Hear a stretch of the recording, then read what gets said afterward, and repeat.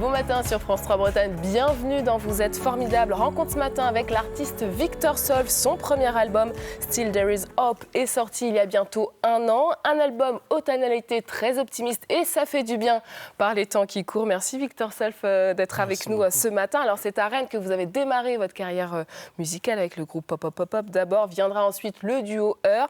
Depuis vous avez posé vos valises dans le Finistère. C'est d'ailleurs là-bas que vous avez composé votre premier album solo. Et avec nous aussi ce matin votre manageuse Mathilde Cottebrune. Bonjour. Bonjour. Petit clin d'œil aussi au festival Mythos que vous connaissez bien. Il a démarré ce week-end et vous nous direz tout, Émilie Audrin. Et on viendra aussi sur votre passion pour le Japon avec Bernard Béchon de l'association Bretagne-Japon. Voilà pour le programme. Bonjour à tous. Victor Solf, vous avez démarré votre tournée. Petite pause avant l'été. Est-ce que ça fait du bien de retrouver la scène ? Oui, c'est quelque chose de génial. C'est sûr que en 10 ans de tournée, j'avais jamais connu ça. Ouais. La tournée Covid. En plus, il y a eu des hauts et des bas. C'est-à-dire que parfois, on nous disait « c'est bon, il n'y a plus de masques ». Puis en fait, si, ça repart. Ouais. C'est bon, les gens sont debout. Non, ça va être assis. Mais je suis très content de l'avoir fait parce que je pense que c'est très important pour les artistes dans ces temps qui courent, qui sont très, très sombres et très compliqués, de quand même exister, d'apporter un peu de réconfort si on peut, et d'évasion. Et donc non. Et justement, comment vous avez vécu ces 2 dernières années un peu rythmées par le Covid en tant qu'artiste ? Est-ce que on est mal ? Est-ce qu'on arrive quand même à créer, à se dire bon, ça va aller je suis passé un peu par toutes les phases, je pense, comme tout le monde. Il y a eu la sidération au départ. Alors là, je pense que on est vraiment... Alors moi, j'étais incapable. Ça a duré, je pense, bien 2-3 semaines. Ouais. Et puis ensuite, je me suis habitué à ce nouveau rythme. Et je pense que, comme beaucoup de gens aussi, c'est devenu assez agréable. Et moi, je garde un assez bon souvenir, en fait, du premier confinement. En fait, tout le monde était en pause. Et ça nous a un peu permis de revoir notre rapport au temps, à la famille aussi. Moi, je venais d'être papa et je me suis beaucoup rapproché de mon fils. Ce sont des moments précieux, évidemment. C'est ça. Deuxième confinement, par contre, l'hiver, tout ça, c'était moins drôle. Je suis d'accord avec vous. Ouais, ça, c'était... Puis là, tu dis, oh non, c'est reparti. Ouais, voilà. Bon, en tout cas, on est content que l'horizon se profile de manière plus heureuse. On va écouter un premier extrait de votre album Still There Is Hope avec le titre How Did We... Dites oui. Voilà.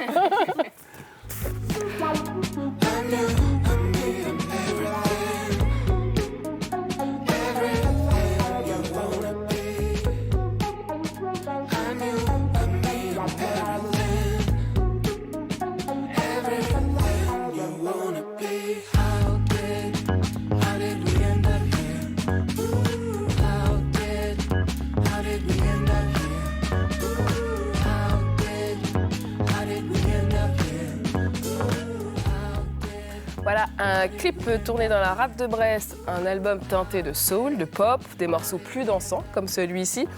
Cet album en français, ça donne toujours « Il y a de l'espoir ». Qu'est-ce qui vous donne espoir aujourd'hui, Victor Solf ? Oh, eh bien, c'est une philosophie un peu de vie, c'est un peu tout. Moi j'essaye de voir tant bien que mal le verre à moitié plein. C'est un peu, c'est au quotidien. Je pense que mes enfants, mon fils, mes fils me donnent aussi de l'espoir parce que ils me montrent qu'on peut changer, qu'on peut grandir, qu'on peut accomplir des choses incroyables, quoi. Voir mon fils commencer à marcher, à escalader, ça lui demande tellement d'efforts. Voilà, ça. Et puis je pense que la musique aussi, l'art, être capable de créer. Ça me donne de l'espoir. Et justement, cet album, vous l'avez composé entièrement dans le Finistère. Comment cette terre, peut-être, vous a-t-elle inspiré ? Ça a y participé ? Oui, bien sûr. Je pense que ça m'a permis de trouver de la quiétude au final, parce que j'étais dans un endroit qui s'appelle l'Ampolplou d'Almezo, donc un petit village coupé un peu du reste du monde, en tout cas, où le rythme est très différent là-bas. Et ça m'a permis de travailler en réalité très tranquillement et d'avoir un rythme Et je pense que ça se ressent dans l'album. C'est un album très doux, en fait, très doux.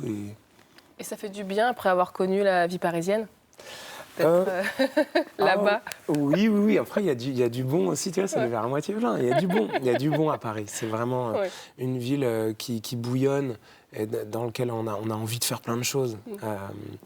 Mais oui, je pense que on a vu un artiste ce matin avec Mathilde qui parlait du fait que ça change tout ton univers d'avoir un enfant. Ça change ton rapport au monde et ta place. Et c'est vrai que c'est ce qui nous est arrivé. Et on s'est dit que c'était important de réussir à créer un espace où on puisse être disponible pour nos enfants. Ça vous a bouleversé, en tout cas, ça se sent. C'est aussi un hobby qui ne vous a pas quitté de Rennes à Paris jusqu'à l'Empole Poudalmézo, c'est le basket. Vous jouez encore au basket, Victor Solf? Oui, j'adore ça. Et d'ailleurs, j'embrasse l'équipe de Landerneau. Et bien justement, on y va parce que Evan les a rencontrés. Bon matin, Enfanté. Aujourd'hui, je vous propose de plonger dans les coulisses du club de basket féminin à Landerneau. Et notre visite commence, on est en plein entraînement avec Wani, tu es le coach de l'équipe. Salut. Et Virginie, toi tu es joueuse, blessée aujourd'hui, mais on espère que ça va vite se résorber. Ça va aller. Alors, est-ce que tu peux commencer par nous faire un topo du basket féminin pro en France? Il y a combien d'équipes? Le basket féminin professionnel, c'est 24 équipes, 2 divisions, la Ligue féminine, première division dans laquelle nous sommes, et la Ligue 2, deuxième division, 12 équipes aussi de joueuses professionnelles. Et ça fait longtemps que Landerneau est en première division? C'est la 4e saison du Landerneau Bretagne Basket en première division. Alors comment est-ce qu'on sélectionne les joueuses d'une équipe? Et déjà, combien il y a de joueuses dans une équipe? Ah, t'as dit 12. Ah non, 12 équipes. Il y a 12 équipes. J'apprends en même temps. Il y a 12 équipes. Dans une équipe, il peut y avoir 8, 9, 10, 11. Nous, aujourd'hui, on a 10 joueuses professionnelles et une joueuse du centre de formation qui est au quotidien avec nous, plus 2 joueuses du centre de formation qui viennent s'entraîner assez régulièrement avec nous. Comment est-ce qu'on les sélectionne? On a des besoins. Il y a un marché, c'est comme ça qu'il faut l'appeler. Il y a des agents qui nous proposent des joueuses qui ont des caractéristiques. Et nous, on a des besoins, donc on cherche certaines caractéristiques chez certaines joueuses. Et par rapport à ça, on recrute les joueuses. Toi, Virginie, comment elle a commencé ta carrière de basketteuse? Est-ce qu'elle a commencé ici? Non, moi elle a commencé dans le Nord, parce que je suis de Calais à la base. Ok. Donc voilà, j'ai fait le centre de formation là-bas. Ensuite, je suis partie à Armentières pendant 3 ans. J'ai fini à Montpellier pendant 4 ans. Ah ouais. Ensuite, Villeneuve d'Ascq pendant 5 ans. Et là, c'est ma 3e saison en Landerneau Bretagne Basket. Et donc, tu as été, si c'est comme un marché, j'imagine que tu as été repérée peut-être par Wani pour venir ici? Quand je suis arrivée ici, c'était pas Wani le coach, c'était l'assistant. Mais Wani me connaissait déjà de Villeneuve d'Ascq. Donc voilà, je pense que ça a aidé aussi avec l'ancien coach. Mais voilà, c'est vrai que ça se fait naturellement ce genre de choses entre coach et joueuse de manière générale. Et quand on est joueuse de basket, en fait, on passe sa vie à bouger de ville en ville. C'est pas trop difficile, ça? Non, c'est une habitude maintenant. Ouais, c'est vrai qu'après, c'est un choix à faire. C'est vrai qu'être basketteuse professionnelle, il y a pas mal de concessions à faire. Mais après, c'est un plaisir, c'est ce qu'on aime faire. Donc, du coup, non, pour nous, c'est vraiment une habitude. Et est-ce qu'il faut forcément être hyper grande quand on est basketteuse? Non. Je sais pas qui veut répondre à cette question. Ouais, bah t'es grande, mais Elle est d'une taille normale. elle est moins grande que toi. Oui, je veux dire, elle est d'une taille, ce qu'on Non. pourrait dire. Oui, normal. Donc c'est un moyenne. mythe en fait. Oui. C'est un mythe. Et puis, je veux dire, il y a une des plus grandes joueuses de l'histoire du basket français, Céline Dumer, qui nous l'a montré samedi. La taille, c'est pas le talent. Donc, Et est-ce qu'il y a un âge aussi à ne pas dépasser, un peu comme au foot ou... Non, il n'y a pas d'âge à pas dépasser, il n'y a pas de règle sur ça. Après, voilà, il y a combien? Il y a peut-être 3-4 joueuses qui sont vraiment à plus de 35 ans, je pense, dans le championnat. Donc, je pense qu'il y a plusieurs choses. Il y a le corps, parce que le corps, mine de rien, il faut qu'il suive. Il y a aussi l'envie mentalement de poursuivre, parce que les carrières souvent commencent tôt, elles commencent entre 18 et 20 ans pour des joueurs souvent. Et puis après, il y a aussi la deuxième partie de vie que des femmes peuvent avoir. Souvent, quand elles jouent, la plupart ne sont pas mamans, et elles le deviennent après. Ouais, donc ça arrive après. il y a tout ça. En un mot, qu'est-ce qui vous motive chaque matin de venir travailler? Wani, un mot. Plaisir. Plaisir. il m'a volé mon mot. Ah, bah... La passion peut-être. La passion. Voilà, allez, passion. j'ai trouvé. La Bah, passion. super, merci beaucoup. Merci. Vous allez voir que l'équipe pro n'est rien non plus sans les équipes amateurs ici à Landerneau. Et on en reparlera dans une poignée de minutes. À tout à l'heure. Merci beaucoup, Ivan. À tout à l'heure. Alors, Victor, ça, vous venez de nous le dire, vous êtes dans les équipes amateurs de Landerneau. C'est ça, j'ai joué avec les seniors. Ouais. Je joue avec les seniors. Et d'ailleurs, j'aimerais avoir un petit mot pour mon coach qui s'appelle Patrice et qui malheureusement s'est blessé. C'était très douloureux, je crois. Donc je t'embrasse. On pense à Si vous. tu regardes l'émission, je suis là. Et- C'est un super coach. Et le basket existait déjà dans votre vie quand vous étiez avec votre groupe Pop Pop Pop Pop à Rennes? Oui. En fait, c'est arrivé quand j'étais au collège, là, à côté, à Émile Zola. Ouais. J'ai grandi assez vite et les basketteurs qui étaient là-bas m'ont un peu défié, Ouais. alors que j'avais aucun niveau basket. Et j'ai un esprit de compétition qui est très fort et je me suis juré de réussir à défier à mon tour un jour. Et c'est un atout de taille quand on mesure 1m91, si je dis pas de bêtises. Ouais, pour c'est jouer au pas mal, basket. c'est pas mal, c'est une bonne taille. C'est pas l'idéal, Ouais. c'est vraiment quand on passe les 2 mètres que tout devient quand même plus facile. Mais c'est bien, c'est bien. C'est la taille de Tony Parker. Pas mal, pas mal. Vous imaginez, quand on le voit en NBA, on a l'impression qu'il est tout petit. Ouais. Voilà. Alors nous, on vous connaît plus, en tout cas on vous a connu au début avec Pop Pop Pop Pop. Racontez-nous un petit peu comment est né ce groupe. Les Pop-Up Ouais, Pops. quand vous étiez bah, jeune. On va revenir loin. On s'est rencontrés tous à côté au lycée. C'est un pur groupe, voilà. Oh là là, cette photo. C'est un pur groupe, d'amis, de camarades de classe. Et on répétait dans le garage des parents du batteur. Ouais, On s'était pris d'ailleurs des œufs une fois par les voisins. d'accord, Je pense sympa. qu'on jouait très fort.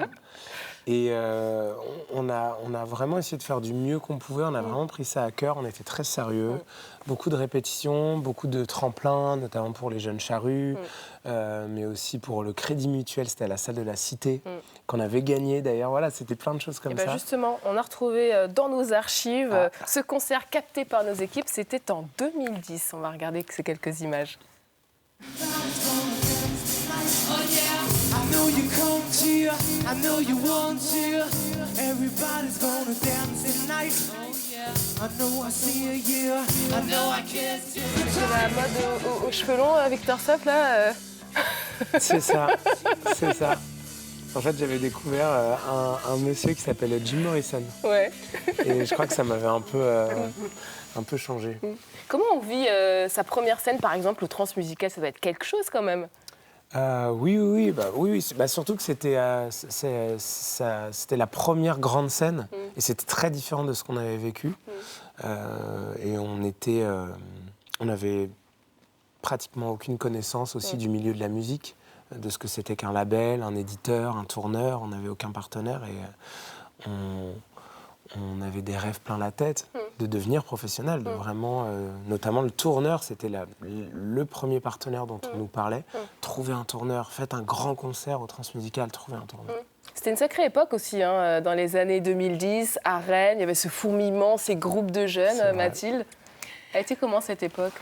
Oui, alors moi je ne l'ai pas forcément vécu à Rennes, même si on s'est rencontrés pas très loin à Saint-Malo. Mais oui, je crois qu'on a eu la chance quand même de grandir, nous, dans des années lycée où la musique actuelle était très riche. C'était beaucoup de musique live, anglo-saxonne, qui a beaucoup influencé évidemment les débuts des pop-up-pop-pop. C'est de plein d'autres groupes à Rennes en fait. Et c'est d'ailleurs au festival Rock en scène que vous allez vous rencontrer un petit peu, si je dis pas de bêtises. À la route du rock. À la Route du Rock. Ouais. Oui, Il y la aura Route cette du Rock. première Toujours. avec Skip the Use. C'est vous qui êtes à l'origine d'ailleurs, Mathilde, de ce coup de maître, si je puis me permettre. Oui, absolument. Donc, première partie de Skip the Use pour les pop-up-pop-pops à l'Olympia. Moi, à ce moment-là, je travaillais du côté de l'équipe de management de Skip the Use. Et donc, ça a été une mise en relation qui a bien fonctionné. Et ce concert mémorable? Ah oui, c'était génial. C'était génial parce que ils nous ont vraiment fait confiance, ils nous ont vraiment laissé de la place. Et c'est très important. Et voilà, et je pense qu'en plus, le public de Skip the Use était assez réactif à notre musique. Voilà, parce que ça peut aussi être très difficile. D'arriver avec un groupe Voilà. qui ont des fans invétérés. Exactement. C'est la pression mais quand c'est même. d'ailleurs souvent le cas. Hein. Les premières Ouais. parties, c'est très difficile. Hein. Après, on apprend beaucoup en tant que groupe, en tant que chanteur. Ça m'a beaucoup appris. On a fait les premières parties de Falls, on a fait les premières parties de Pony Pony Run Run dans des grosses salles. Et ouais, c'est quelque chose. Bah, les gens parlent, ils boivent un coup, ils sont pas là pour toi, quoi. Émilie Audrin, voilà, vous êtes sur la scène, vous connaissez bien la scène rennaise depuis au moins 25 ans. Les Pop-Up, ça représentait quoi pour vous? Ah, mais c'était... Alors moi, je suis plus âgée. Donc ça représente justement une vitalité, oui, la roue tourne. Donc il y a une espèce de transmission qui s'est faite des années 80 jusqu'aux années 2000. Donc c'est merveilleux de se dire ça. On se dit, nouvelle génération, nouvelle qui commence à éclore. Et qu'est-ce que vous gardez, vous, de ces époques-là? Vous êtes nostalgique, mélancolique Moi, la nostalgie, ça me ressemble pas trop. Ouais. Mais c'est vrai que le saudade au Brésil, c'est donc la nostalgie, mais vraiment positive, ça me parle. Ouais, c'était super. En fait, on a essayé de tout vivre à fond. Donc, on a fait des erreurs, mais on a beaucoup appris de ces erreurs. On a beaucoup grandi. Et voilà, c'est ça que je retiens. Et il y a certains membres aujourd'hui qui ont quitté le milieu de la musique. Qu'est-ce qu'ils sont devenus? Exactement. Eh bien, alors, Léonard a continué des études de langue, donc c'était le guitariste. Vincent a viré dans la cuisine. C'est un grand cuisinier. Voilà, qui, il est à Paris maintenant. Je crois qu'il aurait dû être là, des il nôtres. n'a pas pu se libérer pour parce que l'émission a été décalée table, plusieurs fois avec le Covid. Mais il a fait l'école Ferrandi à Paris et c'est un grand chef, quelqu'un que je respecte beaucoup. Et vous êtes restés liés, tous un peu, malgré tout. Bien sûr. Et Guillaume Albi, qui est devenu avocat, c'est un grand avocat aussi qui a son cabinet maintenant à Paris. C'est mon témoin de mariage, donc voilà, on se voit régulièrement. Et c'est vrai que en fait, ce qui est très difficile avec le fait de vivre de la musique et de rien faire à côté, c'est qu'il y a des montagnes russes. Il y a des périodes où ça se passe très bien et des périodes où ça se passe moins bien. Et en fait, on a eu un peu une traversée du désert avec les Pop-Pops où il y a un cercle vicieux qui se met en place. Donc il y a la perte de l'intermittence. Donc déjà, c'est la perte de ton revenu principal. Et puis il y a plein d'autres choses après. Les partenaires qui se crispent. Et c'est à ce moment-là où en fait... nous-mêmes, on s'est crispés. En tout cas, on a commencé à s'inquiéter. Et c'était magnifique parce que c'est la première fois où on s'est vraiment rapproché avec Simon. On a vraiment commencé à travailler ensemble. On s'est tapé dans la main, on s'est dit, en fait, nous, coûte que coûte, on continuera la musique. Voilà. Et on va y revenir juste, Bernard Bichon. Voilà, vous, votre dada, c'est le Japon, je le sais bien, mais voilà, les Pop-Pop, ça vous dit rien, vous? Non, je suis encore d'une autre génération.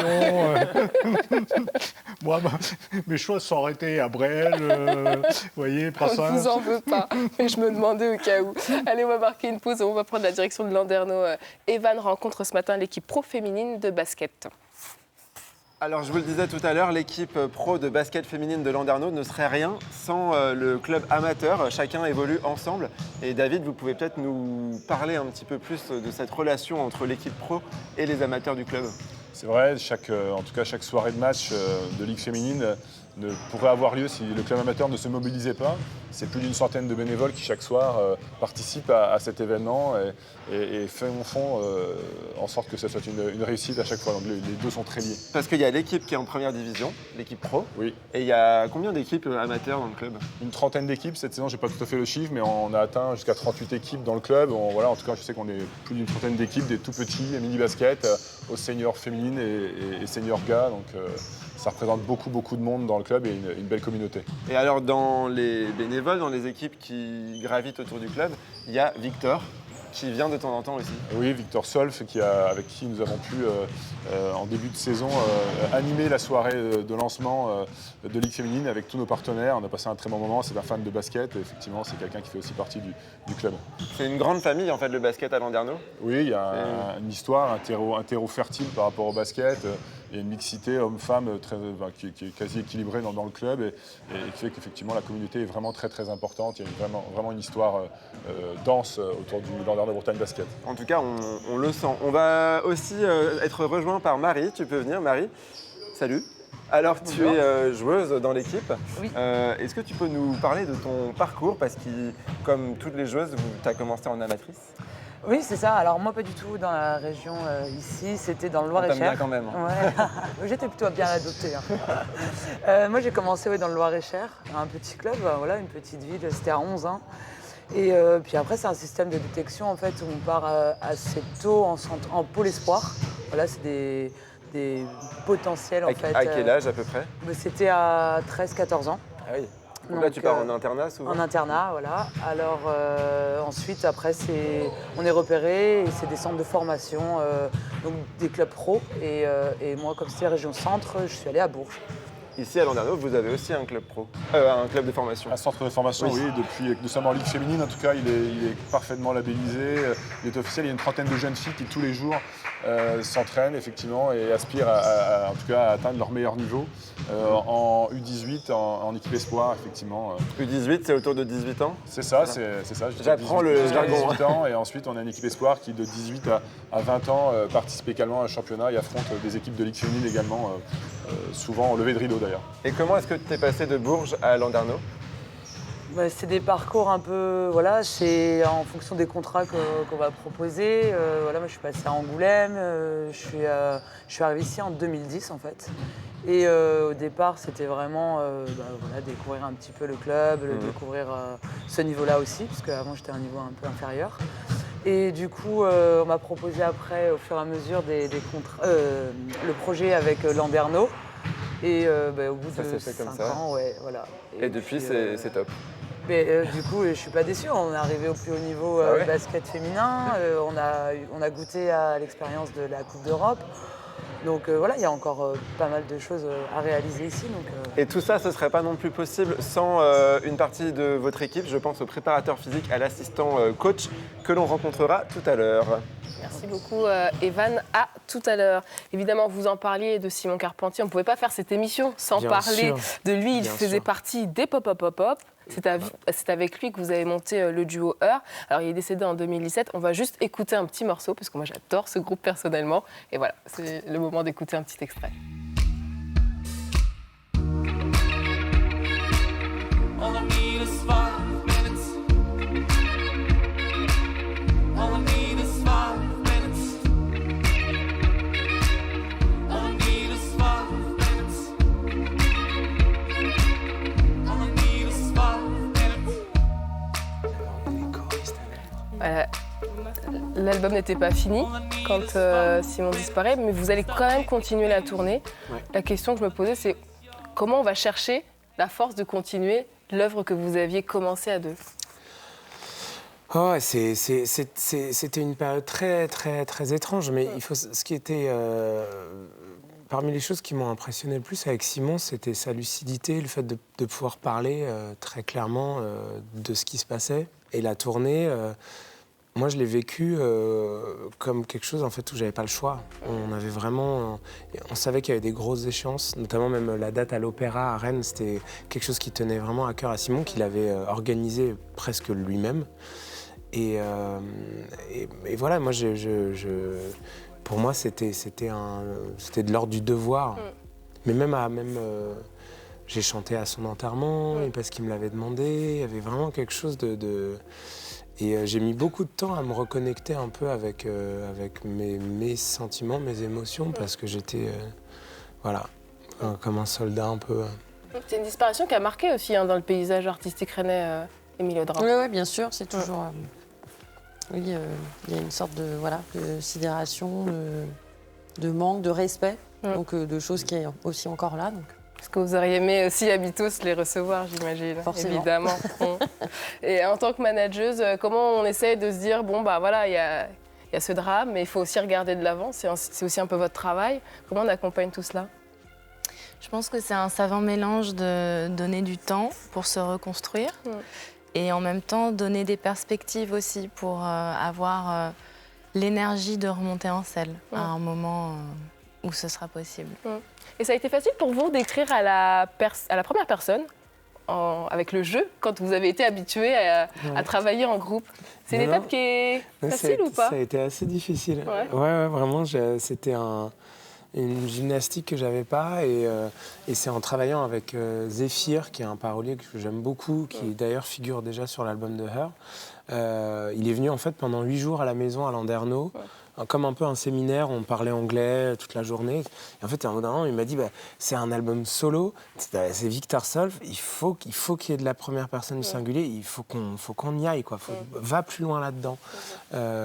Et mets-toi plus en danger aussi dans les sujets. Voilà, rends les choses plus personnelles, c'est important. Et donc, on l'a fait pendant 8 jours, on a retravaillé ma voix, mes intentions.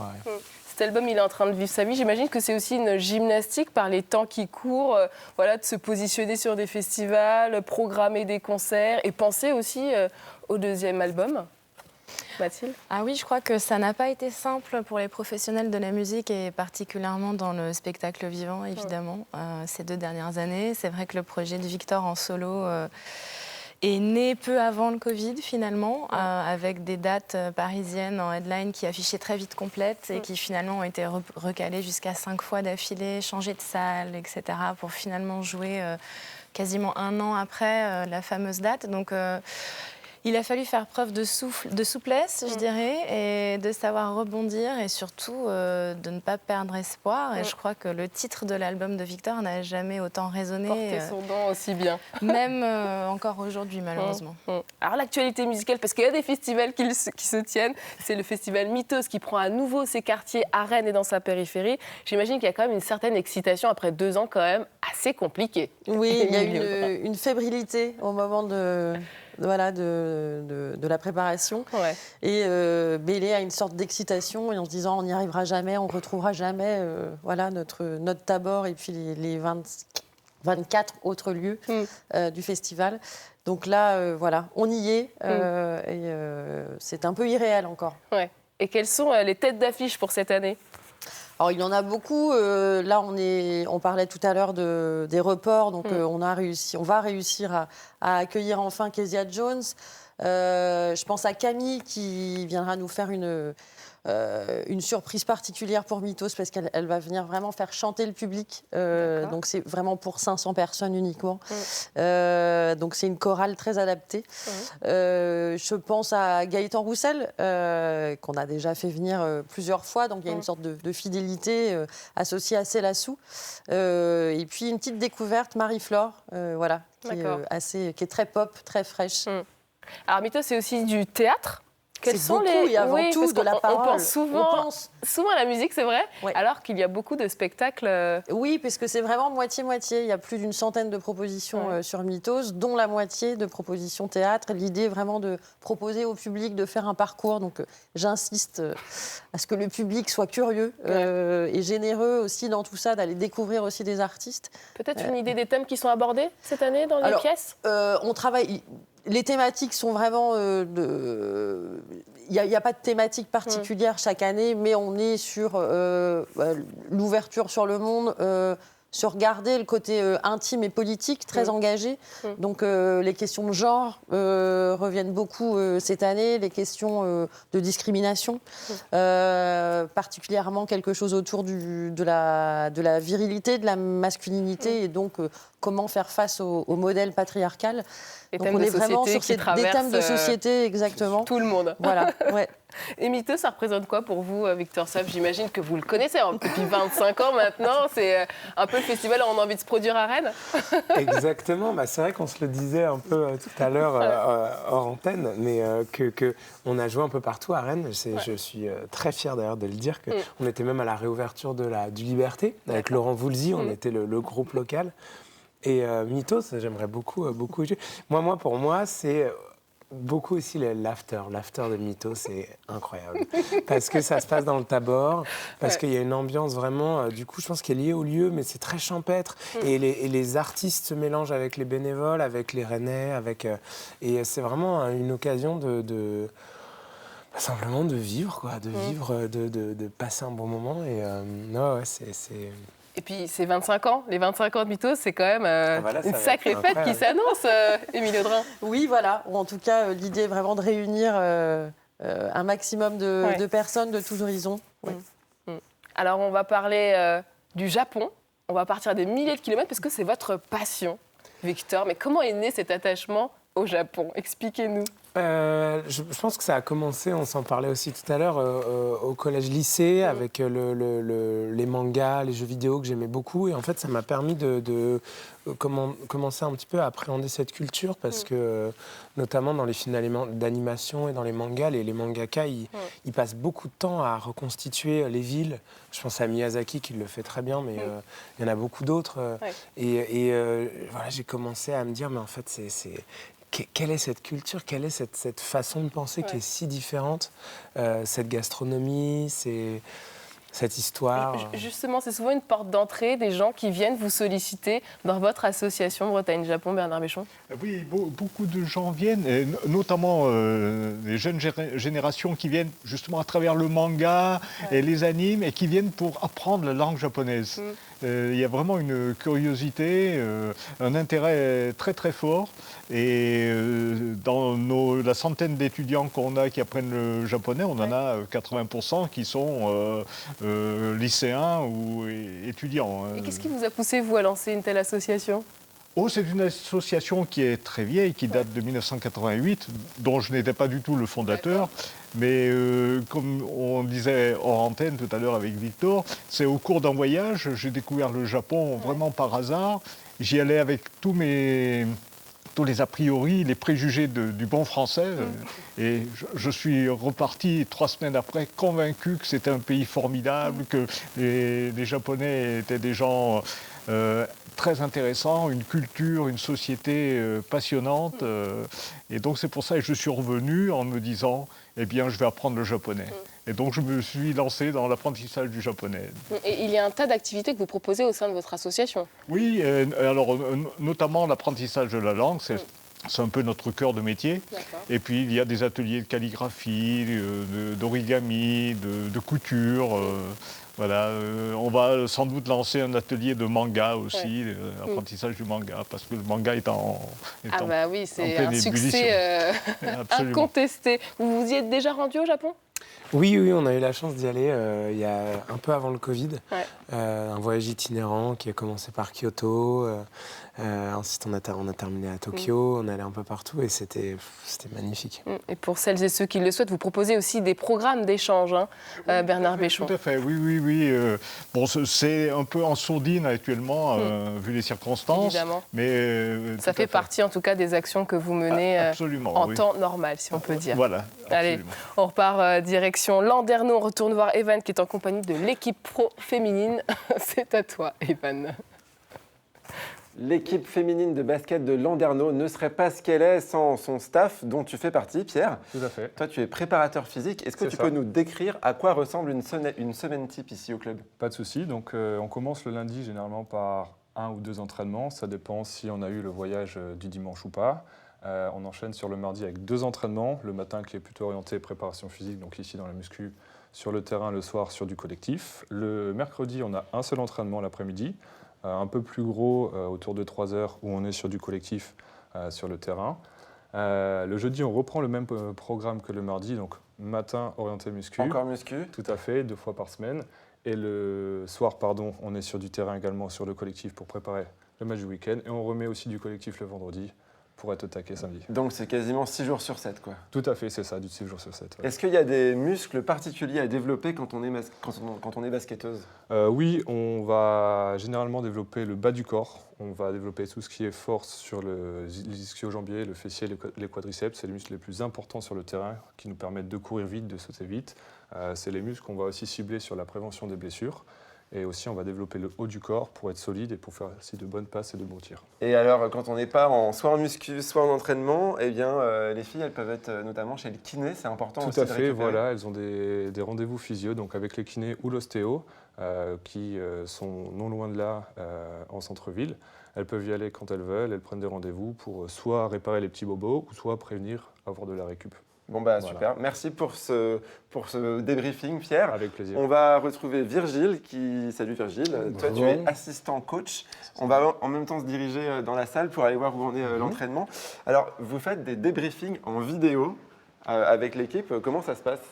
En fait, juste après la partie collective, donc le match du week-end, on doit faire une analyse de ce qu'on a proposé un petit peu au niveau du match, autant offensif que défensif, pour pouvoir justement trouver des axes de travail pour la semaine et évoluer individuellement et collectivement. Et donc ensemble, vous définissez la stratégie et pour ça, vous incluez aussi les filles. C'est pas juste vous, les coachs, qui décidez de qui fait quoi. Non, justement, c'est exactement ça en fait. À partir du moment que nous, on a vu ce que l'on voulait montrer aux filles sur les axes de travail, on va pouvoir justement après leur donner collectivement et individuellement ces pistes-là pour après justement performer le week-end d'après de manière un petit peu plus meilleure, quoi. Et alors, vous êtes coach, j'imagine que vous avez une feuille de route. C'est quoi votre objectif pour l'équipe ? L'objectif, c'est exactement ça. On a un groupe de travail, on a une équipe, et c'est de faire justement évoluer ce groupe dans le groupe et les individus dans le groupe. Mais vous êtes en première division, donc en gros, on ne peut pas évoluer plus haut ? Bien sûr que si, c'est justement ça qui est intéressant, c'est justement de trouver ces axes de travail qui vont permettre, aujourd'hui on est comme ça, et en fait, en fin de saison, c'est d'être comme ça plus quelque chose. Qu'est-ce qui te plaît, toi, dans le basket, plus que n'importe quel autre sport ? C'est quand même un sport avec beaucoup d'incertitudes, avec beaucoup de stratégie. Je suis un passionné d'échecs, donc c'est quelque chose qui, pour moi, est vraiment très important, la stratégie. Et je m'y retrouve totalement, justement, dans le basket. Bon, top. En tout cas, elles sont entre de bonnes mains, ces filles. Je vous compte sur vous pour soutenir l'équipe tout au long de la saison. En tout cas, nous, à France 3, on va le faire. Allez, bonne journée à tous. Merci beaucoup, Evan. À demain pour de nouvelles aventures. Je vous voyais parler de basket. Une future reconversion envisagée, peut-être ? Oh non. Il faut faire la part des choses. Ouais. Là, c'est un hobby. Mais c'est vrai que ça me passionne et j'avais une petite anecdote. Mais là, quand on a eu la chance de signer sur un label américain avec Her, je leur avais un peu dit que j'aimais le basket. Et un jour, on était à New York pour les voir et discuter. Et ils ont sorti des billets VIP pour aller voir les Knicks.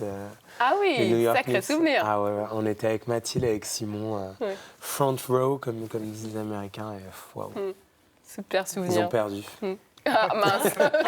comme souvent, on les aime les New York Knicks, mais c'est pas facile. Alors, il paraît que vous êtes aussi fan de musique de film. Ah oui. Je compose même. Ouais. Je commence à composer pour des films, des documentaires. C'est quelque chose qui me trottait dans la tête depuis longtemps. Et on a concrétisé ça ensemble avec Mathilde depuis quelques mois.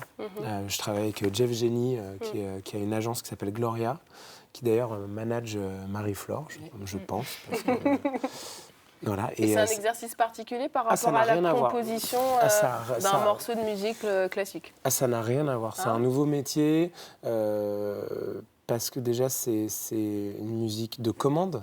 Donc, moi, je me mets au service du réalisateur, de l'équipe. Là, en ce moment, je travaille sur un gros documentaire avec une plateforme de streaming. Et il y a beaucoup de gens.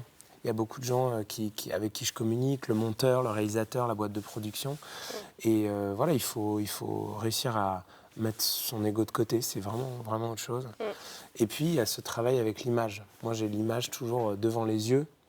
Donc, je suis en simultané sur mon piano ou mon clavier et l'image. Pour suivre, on appelle ça des points de synchro. Ça veut dire que quand il y a un changement de plan, que le monteur moi, il faut que j'arrive à suivre. Et mais c'est passionnant. Moi, je suis très content de faire ça. Autre univers. Et quel est le programme pour cet été 2022 à qui je pose la question, la manageuse, le chanteur Mathilde? La manageuse répondra beaucoup mieux. Elle sera plus précise sur les dates, peut-être. Je comprends bien. Cet été, il y a une dizaine de dates en festival uniquement. Et avec la tournée qui se terminera à la maison maintenant pour Victor à Landerneau avec la fête du bruit le 14 août. Oui. Et qui commence à domicile. En juin. Voilà, exactement. Et le deuxième album, il est en préparation ? C'est ça. C'est ça. Je suis en plein dedans. Donc c'est un moment à la fois hyper exaltant et en même temps très stressant parce que pour l'instant, j'ai pas encore la formule, le titre qui me fait vibrer, que j'imagine après sur tout un album. Pour cet album-là, c'était le titre Traffic Lights. Et le ton, vous avez peut-être une idée, parce que là, c'était très optimiste non. sur le prochain album, non ? Non. Mais je remets tout à plat, donc c'est de l'expérimentation, c'est assez chaotique, mais c'est Il y a un moment, je le sais, par le travail et par le fait de faire beaucoup de compositions, de démos, ça va se décanter. Il y aura un truc qui va... En tout cas, on sera au rendez-vous pour ce deuxième album. Merci beaucoup, Victor Solf, d'avoir été avec nous. Merci Mathilde Cotre-Brune, Émilie Audrin, Bernard Béchon d'avoir été avec nous. Merci à vous qui nous suivez chaque matin sur France 3 Bretagne. C'est l'heure de la petite photo de fin d'émission. C'est notre petite tradition. Donc vous êtes formidables. Merci à vous. Bonne journée sur France 3. Hop, petite photo. On est en train de... On va faire construire un grand trombinoscope de tous nos invités.